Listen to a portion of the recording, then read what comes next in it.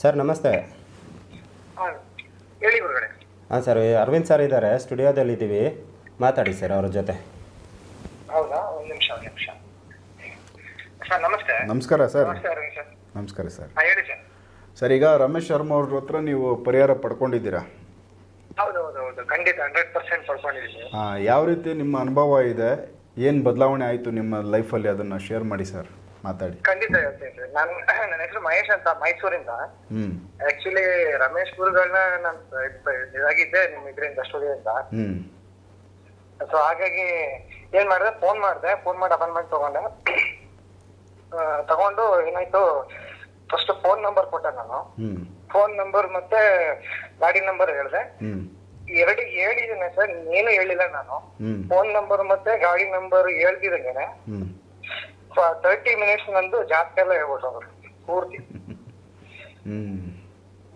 ಅದರಿಂದ ನನ್ಗೆ ತುಂಬಾ ಖುಷಿ ಆಯ್ತು. ಬೇರೆ ಕಡೆ ಎಲ್ಲ ಹೋಗಿದ್ದೆ ನಾನು, ಬೇರೆ ಕಡೆ ಎಲ್ಲ ಚೆಕ್ ಮಾಡಿದೆ. ಈ ತರ ಯಾರು ನನ್ಗೆ ಪರಿಹಾರ ಹೇಳಿರ್ಲಿಲ್ಲ. ಅದ್ರಲ್ಲಿ ಏನಂತಂದ್ರೆ ಒಂದೆರಡು ಪಾಯಿಂಟ್ ನನ್ಗೆ ತುಂಬಾ ನಂಬೋ ತರನೇ ಹೇಳ್ಬಿಟ್ರು ಅವರು. ನಾನು ಏನು ಮಾತಾಡ್ಲಿಲ್ಲ, ಅವರೇನೆ ಕಂಟಿನ್ಯೂಸ್ ಆಗಿ 30 ಮಿನಿಟ್ಸ್ ಅವರೇ ಮಾತಾಡಿದ್ದು, ನಾನು ಏನು ಮಾತಾಡ್ಲಿಲ್ಲ. ಮೊದ್ಲು ನಾನು ಫೋನ್ ನಂಬರ್ ಕೊಟ್ಟೆ, ಗಾಡಿ ನಂಬರ್ ಹೇಳಿದೆ, ಸುಮ್ನೆ ಇರಿ ಸರ್ ಅಂತಂದ್ರು. ಏನಂತಂದ್ರೆ ನನ್ ಬಗ್ಗೆ ಏನ್ ನಡೆದಿತ್ತು ಫಾಸ್ಟ್, ನಾನ್ ಏನೇನ್ ಇದು ಪ್ರಾಬ್ಲಮ್ ಅಲ್ಲಿದ್ದೆ ಎಲ್ಲ ಹೇಳ್ಕೊಂಡು ಹೋದ್ರು. ನಂಗೆ ತುಂಬಾ ಖುಷಿ ಆಗೋಯ್ತು ಸರ್. ನಾನು ಸುಮಾರು ಕಡೆ ಎಲ್ಲ ಹೋಗಿ ಚೆಕ್ ಮಾಡಿದೀನಿ, ಈ ತರ ಯಾರು ಹೇಳೇ ಇಲ್ಲ. ಅದು ನನ್ನ ವಾಯ್ಸ್ ಸೆಕ್ರೆಟರಿ ಇದ್ದೀರ ಹತ್ರ, ಬೇಕಂದ್ರೆ ಕಳ್ಸ್ಕೊಡ್ತೀನಿ ನಿಮ್ಗೆ. ಹೆಂಗ್ ಹೇಳಿದ್ರು ಅಂದ್ರೆ, ಅದ್ರಲ್ಲಿ ನಂಗೆ ಇನ್ನೊಂದು ನಮ್ ತಾಯಿ ಬಗ್ಗೆ ಹೇಳ್ಬಿಟ್ರು ಅವರು. ಸರ್, ನಿಮ್ ಮನೇಲಿ ಯಾರಿಗೂ ಕ್ಯಾನ್ಸರ್ ಇದೆಯಲ್ಲ ಅಂತ ಇದೆ ಅಂತ ಹೇಳಿದ್ರು. ನಿಮ್ಮ ತಾಯಿ ಯಾರಿಗೂ ಕ್ಯಾನ್ಸರ್ ಇದೆ ಅಂತ ಅವರೇ ಹೇಳಿದ್ರು. ಸರ್, ಇದೆಯಲ್ಲ, ನಮ್ ತಾಯಿಗೆ ಆಲ್ರೆಡಿ ಫಸ್ಟ್ ಸ್ಟೇಜ್ ಅಲ್ಲಿ ಕ್ಯಾನ್ಸರ್ ಇದೆ, ಟ್ರೀಟ್ಮೆಂಟ್ ತಗೋತಾ ಇದಾರೆ ಅಂತ ನಾನೇ ಹೇಳ್ದೆ. ಆ ಪಾಯಿಂಟ್ ಗೆ ನಾನು ಪೂರ್ತಿ ನಂಬಿಟ್ಟೆ ಸರ್, 100% ಆ ಪಾಯಿಂಟ್ ನಂಬಿಟ್ಟೆ ನಾನು ಏನು ಮಾತಾಡೇನ, ಇವರೇ ಹೇಳ್ಬಿಟ್ರಲ್ಲ. ಅದಾದ್ಮೇಲೆ ಸರ್ ಏನಂದ್ರು, ಇದು ಏನಾಗುತ್ತೆ ಅಂದ್ರೆ ಕ್ಯಾನ್ಸರ್ ಇನ್ನೊಬ್ಬರಿಗೆ ಮರುಕಳಿಸ್ತಾ ಅಂತ ಇವರೇ ಹೇಳಿದ್ರು ನಿಮ್ ರಿಲೇಷನ್ ಇದೆ. ಅದು ನೋಡಿದ್ರೆ ನಿನ್ನೆ ನಮ್ಮ ಅಜ್ಜಿನ ತಾಯಿಯವ್ರ ತಾಯಿಗೆ ಅವ್ರಿಗೆ ಫೈನಲ್ ಸ್ಟೇಜ್ ಕ್ಯಾನ್ಸರ್ ಬಂದು ಅವ್ರು ಸತ್ತೋದ್ರು. ಒಂದು 10 days ಆಯ್ತು ಸರ್. ಅವಾಗ ಇವ್ರು ಅಂದಿದ್ ಮಾತು ನನ್ಗೆ ಎಷ್ಟು ಇದಾಯ್ತು ಅಂದ್ರೆ, ಅವತ್ ನೆನ್ಸ್ಕೊಂಡೆ ನಾನು. ಅವ್ರು ಹೇಳಿದ್ರು ಒಂದು 2 months 3 months ಬ್ಯಾಕಲ್ಲೇ ಹೇಳಿದ್ರು ಪೂರ್ತಿ, ಇನ್ನೊಬ್ಬರಿಗೆ ಕ್ಯಾನ್ಸರ್ ಬರುತ್ತೆ ನಿಮ್ಮ ರಿಲೇಷನ್ ಅಲ್ಲೇ ಅಂತ ಹೇಳಿದ್ರು. ಅದೊಂದಾಯ್ತು ಸರ್.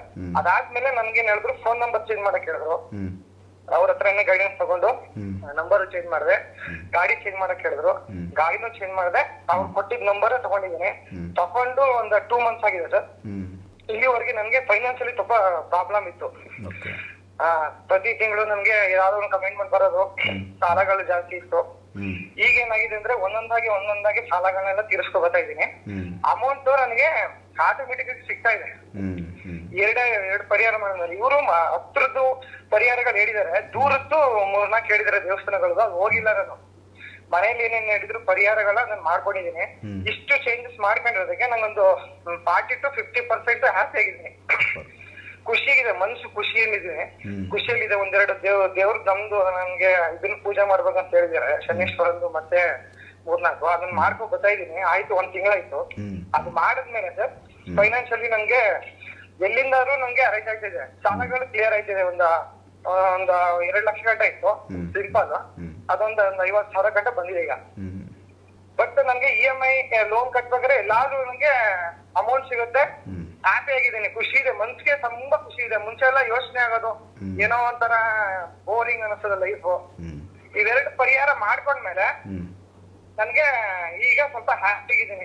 ಇನ್ನು ಮತ್ತೆ 3-4 ಹೇಳಿದಾರೆ ಹೊರಗಡೆದು, ತಮಿಳ್ನಾಡು ದೇವಸ್ಥಾನಗಳೆಲ್ಲ ಹೊರಗಡೆ ಹೇಳಿದಾರೆ. ಅದು ಮಾಡಿಕೊಟ್ರೆ ಕ್ಲಿಯರ್ ಆಗತ್ತೆ ಅಂತ ನನಗೆ ಗೊತ್ತದ. ಹೇಳಿದೀನಿ, ಗುರುಗಳಿಗೂ ಫೋನ್ ಮಾಡಿ ಹೇಳಿದೆ. ಅದ ನಾವು ಪರಿಹಾರ ಮಾಡ್ಕೊಂಡ್ಮೇಲೆ ನಮ್ಗೆ ರಿಸಲ್ಟ್ ಗೊತ್ತಾಗುತ್ತೆ. ಪರಿಹಾರ ಮಾಡಿದ್ರೆ ರಿಸಲ್ಟ್ ಆಗಿಲ್ಲ ಅನ್ನೋದು ಸುಳ್ಳೋದು. ಇದು ನನ್ನ ಎಕ್ಸ್ಪೀರಿಯನ್ಸ್ ಅಲ್ಲಿ ಹೇಳ್ತಾ ಇದೀನಿ. ವೀಕ್ಷಕರಿಗೂ ಹೇಳ್ತಾ ಇದೀನಿ ಸರ್, ಈ ನೋಡ್ತಾ ಇರೋ ವೀಕ್ಷಕರು ಎಪಿಸೋಡ್ ನೋಡಿದ್ರೆ ಫಸ್ಟ್ ನೀವು ಇವ್ರನ್ನ ಕಾಂಟ್ಯಾಕ್ಟ್ ಮಾಡಿ. ಜೆನ್ಯೂನ್ ಸಕ್ಕದಾಗ ಮಾತಾಡ್ತಾರೆ. ನಮ್ಮ ಹತ್ರ ಏನು ಕೇಳಲ್ಲ ಅವರು. ಫೋನ್ ನಂಬರ್ ಗಾಡಿ ನಂಬರ್ ಕೇಳ್ಬಿಟ್ಟು ಸುಮ್ನೆ ಇರಿ, ವಾಯ್ಸ್ ರೆಕಾರ್ಡ್ ಹಾಕೊಳ್ಳಿ ಅಂತ ಹೇಳ್ತಾರೆ ಅಷ್ಟೇ. 40 minutes ನಾವೇನು ಮಾತಾಡಂಗಿಲ್ಲ, ಅವರೇ ಹೇಳ್ಬಿಡ್ತಾರೆ. ಅದಾದ್ಮೇಲೆ ಪರಿಹಾರ ಕೊಡ್ತಾರೆ ಸರ್. ಪರಿಹಾರ ನಾವ್ ಮಾಡ್ಕೊಂಡ್ರೆ ಅದು ಪರಿಹಾರ ಸಿಗೋದು. ನಾವ್ ಮಾಡ್ಕೊಳ್ತಾ ಇದ್ರೆ ಈ ತರ ಒಂದ್ 50% 30% ತರ ಆಯ್ತಾ ಇರುತ್ತೆ. ಏನ್ ಕೆಲಸ ಮಾಡ್ತೀರಾ ಸರ್ ನೀವು? ನಮ್ದು ಹೋಟೆಲ್ ಡಿಪಾರ್ಟ್ಮೆಂಟ್ ಅಲ್ಲಿ ಕೆಲಸ ಮಾಡೋದು, ಸೂಪರ್ವೈಸರ್ ಆಗಿ ಕೆಲಸ ಮಾಡ್ತಾ ಇದ್ದೀನಿ ಮೈಸೂರಲ್ಲಿ. ಓಕೆ. ಇವರು ನಿಮ್ ಸ್ವದೇಶ್ ಮೀಡಿಯಾದಿಂದಾನೇ ನಾನು ಇವ್ರನ್ನ ಕಾಂಟ್ಯಾಕ್ಟ್ ಆಗಿದ್ದು. ಮೊದಲನೇದಾಗಿ ನಿಮ್ಗೆ ಧನ್ಯವಾದಗಳು ಸರ್. ಅರವಿಂದ್ ಸರ್ ನಮಸ್ಕಾರ. ಇರಲಿ. ಅಂದರೆ ಈಗ ಸಮಾಜದಲ್ಲಿ ಈಗ ಒಳ್ಳೆಯವರು ಇರ್ತಾರೆ, ತೊಂದರೆಗಳು ಎಲ್ಲರಿಗೂ ತೊಂದರೆಗಳಾಗುತ್ತೆ ಸಾಮಾನ್ಯವಾಗಿ. ಅದಕ್ಕೆ ಪರಿಹಾರಗಳನ್ನ ತಿಳಿಸೋರು ಸ್ವಲ್ಪ ಕಡಿಮೆ ಇದ್ದಾರೆ. ಮತ್ತು ಅದ್ರ ಬಗ್ಗೆ ನಂಬಿಕೆ ಇರಬೇಕಲ್ಲ, ಪರಿಹಾರ ಹೇಳಿದ್ದೆಲ್ಲ ಆಗುತ್ತಾ ಅನ್ನೋ ಒಂದು ಪ್ರಶ್ನೆಗಳು ಹಾಕ್ಕೊಂತ ಹೋದರೆ ಯಾವುದೂ ಆಗಲ್ಲ. ಅಟ್ಲೀಸ್ಟ್ ಪ್ರಯತ್ನ ಪಟ್ಟಾಗ ಒಂದು ರೀತಿ ಕೆಲವೊಂದಷ್ಟು ನಾವು ಅಂದ್ಕೊಂಡಂಗೆ ಸಕ್ಸಸ್ ಆಗಿಬಿಡ್ತವೆ. ಸೊ ಒಳ್ಳೇದಾಯ್ತು, ನೀವು ಅವ್ರನ್ನ ಸಂಪರ್ಕ ಮಾಡಿರೋದ್ರಿಂದ ನಿಮ್ಮ ಜೀವನ ಚೇಂಜಸ್ ಆಗಿದೆ. ನೀವೇ ಹೇಳ್ತಾ ಇರೋದ್ರಿಂದ ನೋಡಿದ್ರೆ 100% ಆಗಿದೆ ಸರ್. ಅವ್ರು ಹೇಳಿದ್ದಾಗೆ 30% ಮಾಡ್ಕೊಂಡಿರೋದಕ್ಕೆ ಇಷ್ಟಿದೆ.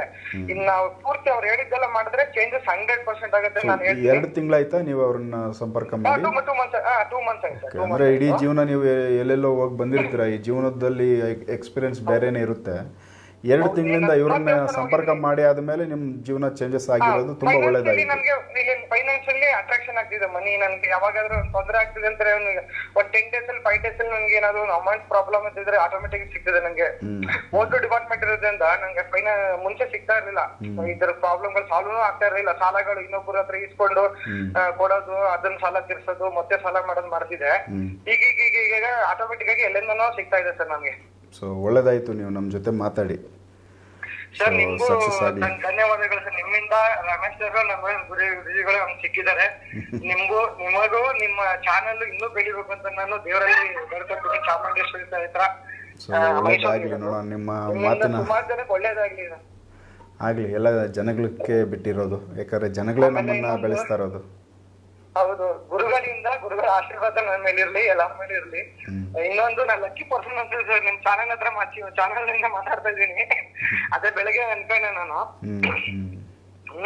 ತುಂಬಾ ಥ್ಯಾಂಕ್ಸ್ ಸರ್, ತುಂಬಾ ಥ್ಯಾಂಕ್ಸ್. ಒಳ್ಳೇದಾಗ್ಲಿ. ರಮೇಶ್ ಗುರುಜಿಗಳಿಗೆ ಧನ್ಯವಾದಗಳು. ಗುರುಜಿಗೆ ನಮಸ್ತೆ ಸರ್, ಚೆನ್ನಾಗಿರಿ ಸರ್. ಮಾತಾಡಿ. ಗುರುಗಳೇ ನಮಸ್ತೆ. ಹೇಳಿ ಸರ್, ಹೇಳಿ. ಗುರುಗಳ ಚೇಂಜಸ್ ಆಗಿದೆ, ಆಗುತ್ತೆ ಮುಂದೆ. 50% ಅದೇ ನೀವ್ ಹೇಳಿರೋದು ಮಾಡ್ಕೊಂಡ್ಮೇಲೆ ಆಗತ್ತೆ ನಮ್ಗೆ 100% ಇದೆ. ಇದೇ ತರ ನೀವು ಕಷ್ಟದಲ್ಲಿರೋರಿಗೆ ಪರಿಹಾರಗಳು ಕೊಟ್ಟು ನೀವು ಬೆಳಿಬೇಕು ಗುರುಗಳೇ. ಹೆಂಗ್ ಹೇಳ್ದೆ ಸರ್, ನಿಮ್ ಮನೆಯಲ್ಲಿ ನಿಮ್ ತಂದೆಗೆ ನಿಮ್ ತಾಯಿಗೆ ಈ ತರ ಕಾಯಿಲೆ ಇದೆ ಅಂತ ನೀವೇನು ಹೇಳಲಿಲ್ಲ? 100% ವಾಯ್ಸ್ ರೆಕಾರ್ಡ್ ಇದೆ ನನ್ನ ಹತ್ರ, ಮಾಡ್ಕೊಂಡಿದೀನಿ. ಅವತ್ತೇ ನಿಮ್ಗೆ ಹೇಳನಲ್ಲ, ನಿಮ್ಗೆ ಬೇಕಾದ್ರ ಬೇಕಾದ್ರೆ ಅದನ್ನು ಕಳ್ಸಿಕೊಡ್ತೀನಿ. ಬೇಕಾದ್ರೆ ವಾಯ್ಸ್ ರೆಕಾರ್ಡ್ ಅವತ್ತು ಮಾತಾಡಿರೋದು ನೀವು. ಆಯ್ತು ಸರ್, ನಾನು ಹೇಳಿದ್ದೆಲ್ಲ ಪರಿಹಾರಗಳು ಮಾಡ್ಕೊಳ್ಳಿ ಸರ್. ಇನ್ನೂ 100% ಬೆಳೀತೀರಾ, ಒಂದು ಉನ್ನತ ಸ್ಥಾನಕ್ಕೆ ಬರ್ತೀರಾ ಜೀವನದಲ್ಲಿ. ಖಂಡಿತ ಗುರುಗಳು. ಓಕೆ ಸರ್, ಧನ್ಯವಾದ. ಒಳ್ಳೆಯದಾಗಲಿ. ಸೊ ಇದು ಸಮಸ್ಯೆ ಬಂದು ಮೊಬೈಲಲ್ಲಿ ನಂಬರ್ ಅವ್ರು ಯೂಸ್ ಮಾಡ್ತಾ ಇದ್ದಿದ್ದು, ಅದನ್ನ ನೋಡಿ ನೀವು ಹೇಳಿದ್ದ? ಇಲ್ಲ, ಮೊಬೈಲ್ ಸರ್ ಇವರು ಫೋನ್ ಮಾಡಿದ್ರು ಫಸ್ಟ್ ನನಗೆ. ಫೋನ್ ಮಾಡಿದಾಗ, ಸರ್ ಈ ಥರ ಮನೇಲಿ ತುಂಬ ಸಮಸ್ಯೆಗಳಿದೆ, ಫೈನಾನ್ಸ್ ಪ್ರಾಬ್ಲಮ್ಮು, ಏನು ಮಾಡಿದ್ರು ಒಂದು ಎಷ್ಟೋ ಕೆಲಸ ಮಾಡ್ತಾ ಇದ್ದೀನಿ, ಈ ಫೈನಾನ್ಸ್ ಅಭಿವೃದ್ಧಿ ಇಲ್ಲ, ತುಂಬ ಕೆಳಗಡೆ ಇದ್ದೀನಿ, ಇನ್ನು ಇವತ್ತರೆಗೂ ಒಂದು ಮನೆ ಕಟ್ಟಲಿಲ್ಲ ಅಂತೆಲ್ಲ ಫೋನ್ ಮಾಡಿದ್ರು.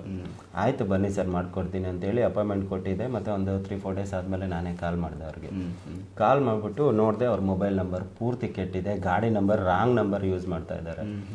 ಆ ಮೊಬೈಲ್ ನಂಬರ್ ಹಾಕ್ಬಿಟ್ಟು ಮತ್ತೆ ಅವ್ರದ್ದು ಜಾತಕ ಎಲ್ಲ ಚೆಕ್ ಮಾಡ್ತೀವಿ ನಾವು, ಬರೀ ಮೊಬೈಲ್ ನಂಬರ್ ಅಂತಲ್ಲ, ಅವ್ರದ್ದು ಜಾತಕ ಡೇಟ್ ಆಫ್ ಬರ್ತ್ ಎಲ್ಲ ತೊಗೊಂಡು ಕೈರೇಖೆ ಎಲ್ಲ ತೊಗೊಂಡು ಚೆಕ್ ಮಾಡಿದಾಗ ಅವ್ರ ಮನೆಯಲ್ಲಿ ಹೆಲ್ತ್ ಇಶ್ಯೂಸ್ಗಳು ಜಾಸ್ತಿ ಇತ್ತು. ಅವ್ರ ತಂದೆಗೆ BP ಶುಗರು ಮತ್ತು ಬೇರೆ ಥರ ಪ್ರಾಬ್ಲಮ್ ಇತ್ತು. ಸರ್ ನನಗೆ ಜಾತಕ, ಯಾರದೇ ಜಾತಕ ಕುಂಡಲಿ ಹಾಕಿದ್ರೆ ಅವ್ರ ಮನೇಲಿ ಯಾರ್ಯಾರಿಗೆ ಏನೇನು ತೊಂದರೆ ಆಗುತ್ತೆ, ಮುಂದೆ ಹೆಂಗಾಗುತ್ತೆ ಎಲ್ಲ ಗೊತ್ತಾಗ್ಬಿಡುತ್ತೆ ನಮಗೆ. ಅವ್ರದ್ದು ಮನೇಲಿ ಕ್ಯಾನ್ಸರ್ ಬಂದಿದೆ, ನಿಮ್ಮ ಮನೇಲಿ ಕ್ಯಾನ್ಸರ್ ಬಂದಿರಬೇಕಲ್ಲ ಅಂದೆ. ಅವ್ರು ಏನು ಹೇಳಲಿಲ್ಲ, ಅವ್ರ ತಾಯಿಗೆ ಕ್ಯಾನ್ಸರು.